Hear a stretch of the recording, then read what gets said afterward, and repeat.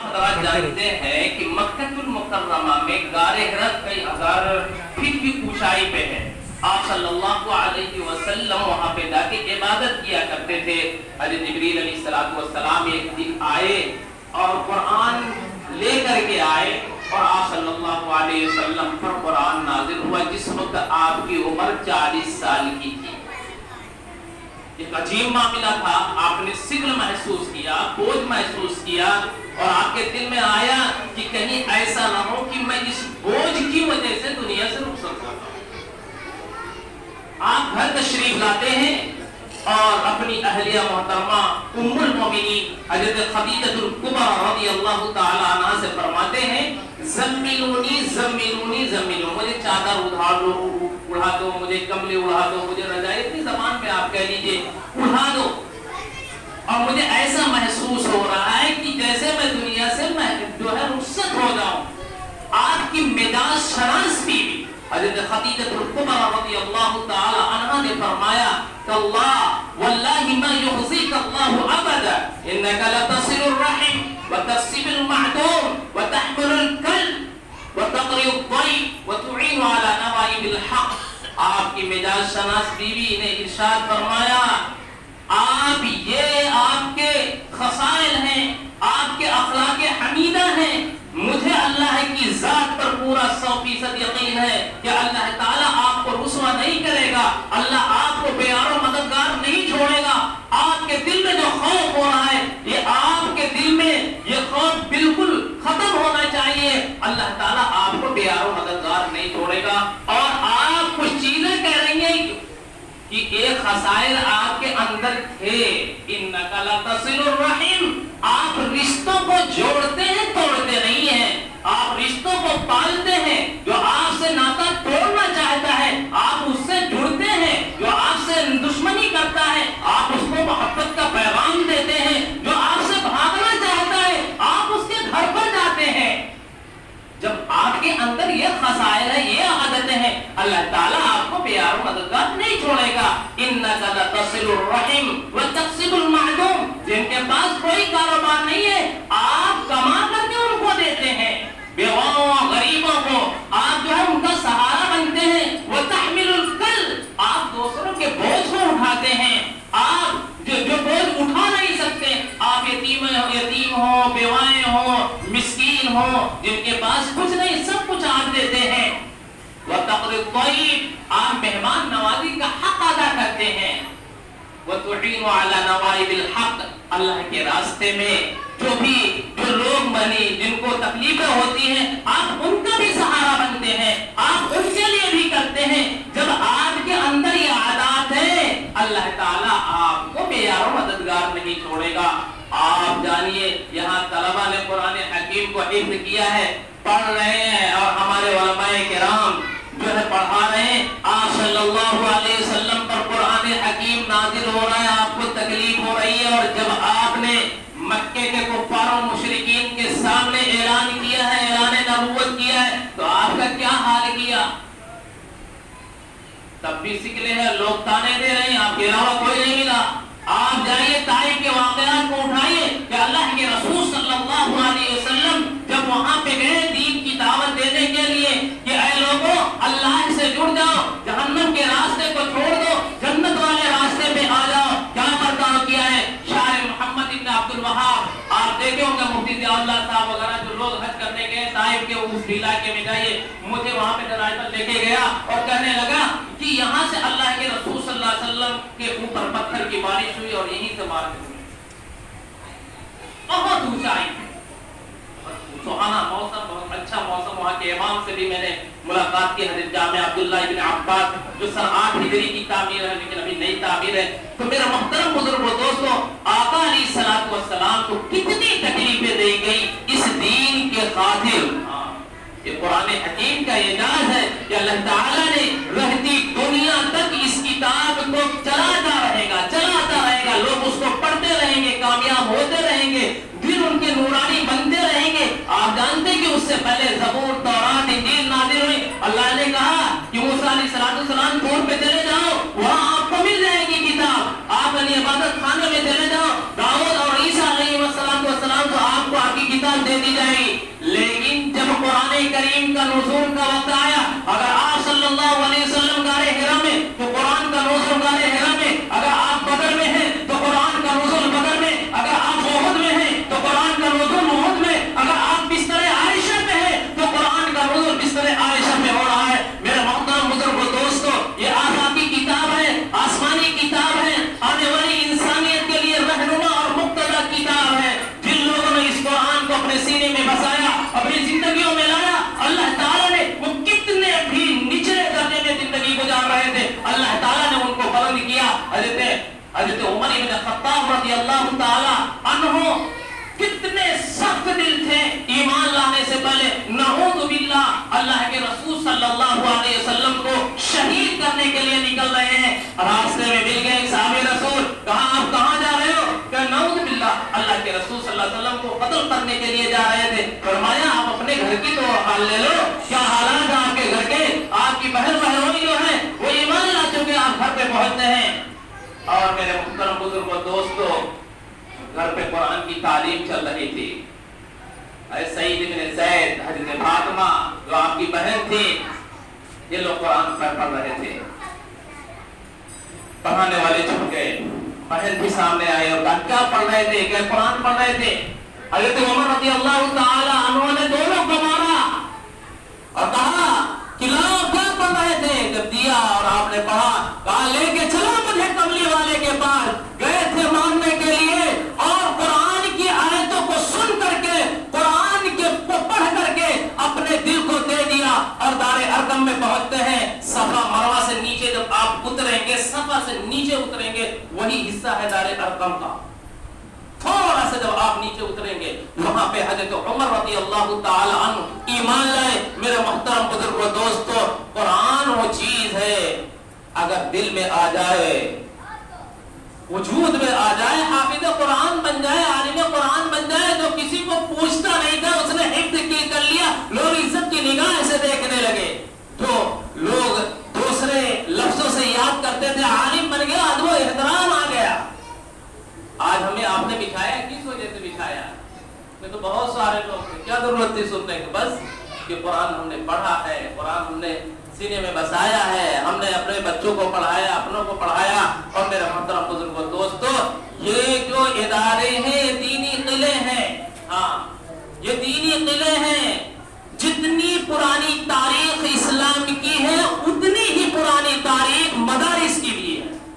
صفہ چبودرا, آپ جائیے, 70 صحابہ کرام کا مبیس وہاں پڑھا کرتے تھے. کتنے بڑے بڑے وہاں سے حضرت ابو ہریرہ رضی اللہ تعالی عنہ سے 5374 احادیث مروی, پورے صحابہ میں سب سے زیادہ روایت کرنے والے حضرت ابو ہریرہ رضی اللہ تعالی. صفہ چبودرے پہ پڑھنے والے لوگ. اور آپ یاد رکھیے, غریب گھرانے ہی کے تو بچے پڑھتے ہیں, یہی بچے پڑھتے ہیں. اور میرے محترم بزرگ و دوستو, عالم بنتے ہیں, حافظ بنتے ہیں, قاری بنتے ہیں, محدث بنتے ہیں, مفسر بنتے ہیں, بڑی قربانیوں کے بعد. اور یہ جب مدرسے میں آ جاتے ہیں, یہ اساتذہ کے لیے, معتمد کے لیے امانت ہے. ان کی صحیح دین و تربیت اور ان کی صحیح تعلیم و تربیت ہونی چاہیے. اور میرے محترم بزرگ و دوستو, ان بچوں کو سنبھالنا چاہیے. تو میرے محترم بزرگ و دوستو, سب سے بہتر جو ہے سیکھنا سکھانا وہ قرآن کریم کا ہے. اللہ کے رسول صلی اللہ علیہ وسلم نے فرمایا, خیرکم من تعلم القرآن وعلمہ, تم میں سب سے بہتر وہ ہے جو قرآن کو سیکھے اور سکھائے. آج دنیا شور مچا رہی ہے, جو ڈگری پائے گا وہ سب سے اعلیٰ ہوگا, جو کلکٹر ہوگا وہ سب سے اعلیٰ ہوگا, جو ڈاکٹر ہوگا وہ سب سے اعلیٰ ہوگا, جو انجینئر ہوگا وہ سب سے اعلیٰ. بالکل آپ پڑھیے, پڑھائیے, کوئی منع نہیں کرتا ہے, لیکن آقا نے کہہ دیا جو سب سے بہتر تعلیم ہے وہ قرآن حکیم کی ہے, حدیث کی ہے. میرے محترم بزرگوں دوستو, یہ جو حفاظ کرام حافظ قرآن ہوئے ہیں, اپنے سینوں میں قرآن کو بسایا اور اچایا ہے, اللہ تعالیٰ جو ہے ان کو بھی اجر دے گا, ان کے والدین کو بھی اجر ہوگا. مجھ سے پہلے تمام علماء نے پوری تفصیل کے ساتھ باتیں کی ہیں. یہ ادارے جو ہیں یہ پورے علاقے کے لیے اس سے حفاظت ہوتی ہے. قرآن تو یہاں پڑھا جائے گا, لیکن جو مسجد کے بغل میں یا مدرسے کے بغل میں جو لوگ ہوں گے وہ اپنے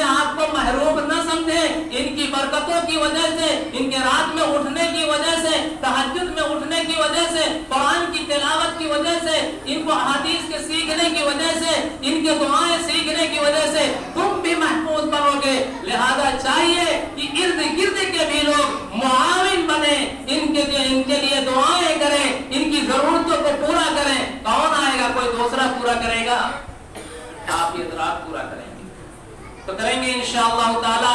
اس کے ذریعہ ہمارے بچے جو ہے عالم بن جاتے ہیں، حافظ بن جاتے ہیں۔ ان کے پاس ہم کو ان مدرسوں کے پاس بھیجنا چاہیے۔ ہم آپ حضرات جانتے ہیں مدرسہ چلانا اتنا آسان ہے، کہاں کہاں چندہ لینے جاتے ہیں، کہاں کہاں لائنیں لگاتے ہیں، کوئی دیتے ہیں کوئی بھگا دیتے ہیں، کوئی محبت سے ملتے ہیں، کوئی جو ہے سخت الفاظ میں کہہ دیتے ہیں۔ لیکن ایک محتمم، ایک مدرس، ایک معلم جو ہے وہ سب کچھ برداشت کرتا ہے۔ کیوں؟ تاکہ ہمارا مدرسہ چل جائے۔ میرے محترم بزرگوں دوستو، ہم انڈیا میں انگریز آئے، کتنے ہزار مدارس سے دلی میں سب پر بلڈوزر چلوا دیا، قرآن کو ختم کرنے کی کوششیں کی گئی، لیکن یہ مدارس دین کی حفاظت کے لیے ہمارے اکابرین نے جو جال بچھایا تھا، مدارس کا، مکاتب کا، خانقاہوں کا، تنظیموں کا، ہم 100% کامیاب ہیں، ہم 100% کامیاب ہیں۔ اس کی وجہ سے ہمیں جو ہے احساس کمتری میں مبتلا نہیں ہونا چاہیے۔ دیکھیے ہمارے لیے دنیا بھی اور آخرت بھی ہے، اور غیروں کے لیے صرف دنیا ہے۔ جو لوگ کہتے ہیں علماء نے کیا کیا، مدارس نے کیا کیا، انہوں نے کیا، بھئی آپ نے کیا کیا ہے، اپنا حصہ تو بتا دیجئے۔ یہ مدارس نہ ہوتے تو نماز جنازہ پڑھانے والا نہ ہوتا، یہ مدارس نہ ہوتے تو نکاح پڑھانے والا نہ ہوتا، یہ مدارس نہ ہوتے تو تم کو امام نہ ملتا، یہ مدارس نہ ہوتے تو تراویح پڑھانے والا نہ ملتا۔ لوگ جاتے ہیں لائن لگاتے ہیں۔ میں نے ابھی جمعہ میں خار مرکز میں کہا کہ لوگ کہتے ہیں سیٹ ہو گئے، لوگوں نے کہا مولانا آج نہیں کل آئیے گا، چندہ آج نہیں ملے گا کل ملے گا۔ اگر مولانا لوگ کہتے ہیں آج نماز جنازہ نہیں ہوگی کل ہوگی تو لات تو سڑ جائے گی، کہاں چلے جائے گی؟ ہمیں ان کا استقبال کرنا چاہیے، ہمیں جو ہے خندہ پیشانی کے ساتھ ان سے ملنا چاہیے۔ میرے محترم بزرگوں دوستو، ہم سب کے لیے ضروری ہے کہ ہم اپنے بچوں کی تربیت کریں، یا جو ہے مدارس میں بھیجیں، مکاتب میں بھیجیں۔ اور یہی دیکھیے جو ارتداد کی لہر چل رہی ہے نا پورے ہندوستان میں، وجہ کیا ہے؟ عقائد کا علم نہیں ہے۔ مکتب میں بھیجے ہوتے تو یہ حالت پیش نہ آتی، کیونکہ کم سے کم درجہ پنجم تک تو عقائد معلوم ہی ہو جاتے، ان کو اتنا معلوم ہوتا کہ میں اگر اپنا دین چھوڑوں گی یا چھوڑے گا تو ان کو ظاہر سی بات ہے کہ کتنا بڑا عذاب مسلط ہوگا میرے اوپر۔ اور آج ہم کیا کہتے ہیں، تمام صلاحیت، تمام پیسے اسکولوں کے لیے تو لگا دیتے ہیں، لیکن مدارس میں بھیجنے کی توفیق نہیں ہوتی، مکاتب میں بھیجنے کی توفیق نہیں ہوتی۔ تو بھیجیں گے اپنے بچوں کو؟ ہاں، انبیاء کو بھی بڑی فکر تھی۔ ام کنتم شہداء اذ حضر یعقوب الموت اذ قال لبنیہ ما تعبدون من بعدی۔ حضرت یعقوب علیہ السلام نے آخری وقت میں اپنے بیٹوں کو تو سب کو جمع کیا۔ مفسرین نے لکھا ہے کہ کم و بیش 150 افراد پر مشتمل تعداد تھی، اور اس میں حضرت یوسف علیہ السلام بھی تھے۔ کیا نعوذ باللہ کسی نبی سے شرک اور کفر ہو سکتا؟ نہیں، لیکن باپ جو ہے اپنے بیٹوں کی تربیت کرنے کے لیے باپ اپنا حق ادا کر رہا ہے۔ ام کنتم شہداء اذ حضر یعقوب الموت اذ قال لبنیہ ما تعبدون من بعدی قالوا نعبد الہک و الہ آبائک۔ حضرت یعقوب علیہ السلام نے اپنے بیٹوں اور پوتوں سے کہا کہ بتاؤ تم میرے جانے کے بعد کس کی عبادت کرو گے، میرے جانے کے بعد کس کو رب بناؤ گے، میرے جانے کے بعد کس کو معبود حقیقی تسلیم کرو گے، میرے جانے کے بعد اپنی منتیں اور سماجت جو ہے کس کے سامنے کرو گے۔ میرے محترم بزرگوں دوستوں، بیٹوں اور پوتوں نے کہا ابا آپ فکر مت کیجئے، ابا جس کی عبادت آپ کرتے تھے ہم انہی کی عبادت کریں گے، جس کی جو پروردگار آپ کا وہی ہمارا پروردگار ہے، جو ہمارے آباء و اجداد کا پروردگار وہی ہمارا۔ میرے محترم بزرگوں دوستو، ہم کو بھی چاہیے چاہے ہم عالم ہو یا حافظ ہو یا قاری ہو یا مفتی ہو غیر عالم ہو کہ ہم اپنے نسلوں کے اپنے بچوں کے ایمان کی فکر کریں۔ جس طرح سے حضرت لقمان علیہ السلام کے واقعوں کو قرآن نے نقل بیان کیا وَإِذْ قَالَ لُقْمَانُ لِابْنِهِ وَهُوَ يَعِظُهُ يَا بُنَيَّ لَا تُشْرِكْ بِاللَّهِ إِنَّ الشِّرْكَ لَظُلْمٌ عَظِيمٌ. یاد کرو اس وقت کو جب لقمان علیہ السلام جیسا دانا اور حکیم آدمی یہ کہہ رہا ہے میرے بیٹے میرے لخت جگر اللہ کے ساتھ شرک مت کرنا، اللہ کے ساتھ کسی کو شریک مت بنانا، اللہ کے ساتھ کسی کو ثانی مت بنانا. لا تشرک باللہ ان الشرک لظلم عظیم. بیٹا شرک بہت بڑا ظلم ہے، بہت بڑا گناہ ہے. اللہ تعالیٰ مجھے بھی اور آپ تمام حضرات کو کہنے سننے سے زیادہ عمل کی توفیق نصیب فرمائے. اور میں مبارکباد دیتا ہوں ان حفاظ کرام کے گھر والوں کو، ان کے خاندان والوں کو، ان کے اساتذہ کو. میں دو جملے کہوں گا نعت کے، اس کے بعد اپنی بات ختم کر لیتا ہوں. میں نے وہ نعت جو ہے روضہ اطہار میں بھی پڑھی تھی، بدر میں بھی پڑھی، اور ہر مقامات میں جہاں مکہ مدینے میں بھی کے سفر میں نے وہ پڑھی، اور جو ہے طائف میں بھی پڑھی. حضرت حلیمہ سعدیہ رضی اللہ تعالیٰ عنہ کے مکان پہ گیا، وہاں پہ بھی پڑھا. تو اکثر میں پڑھا کرتا ہوں اور میں چاہتا ہوں کہ آپ حضرات کے سامنے اس کو پڑھیں.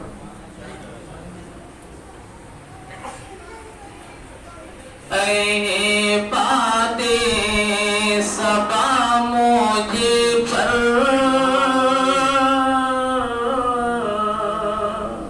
احسانوں یہ فرمانا. اے باتِ صبا مجھے پر احسانوں یہ فرمانا. اے باتِ صبا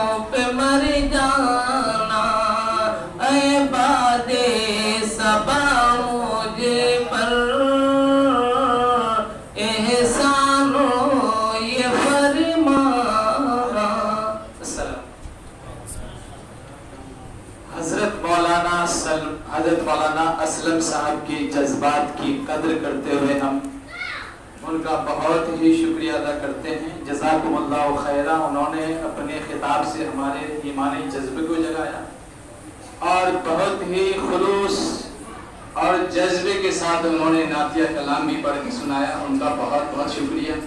جزاکم اللہ خیرہ. اب میں ہمارے درمیان اس ادارے کے اہم معاون